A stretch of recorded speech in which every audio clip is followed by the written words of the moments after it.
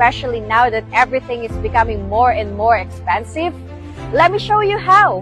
Join me in my online sessions and I'll teach you the way to beat the system utilizing new technologies. Let's go and send me a message to get yourself the opportunity of a lifetime.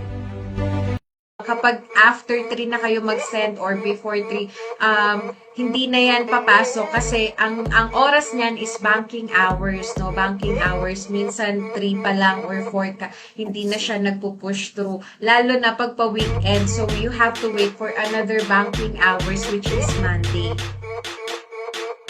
Yung mga prime agent dyan, mag-ipon na kayo mga deposit rewards ninyo. Ayan, diba? So, sa mga prime agents dyan, ipunin nyo na yung deposit rewards ninyo.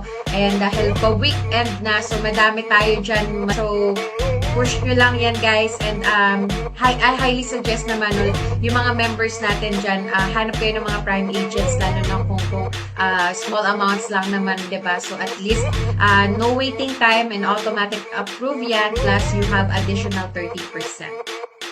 Charger ko ulit. Ayaw mag-charge kasi.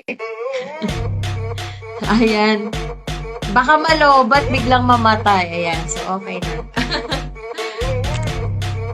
Guys, kumalma kayo. Sa camera pa lang to. Baka pag nakita nyo ako sa personal, madisappoint kayo. Na joke lang. Ayan. Na-screenshot ko na. Grabe naman. Ayan.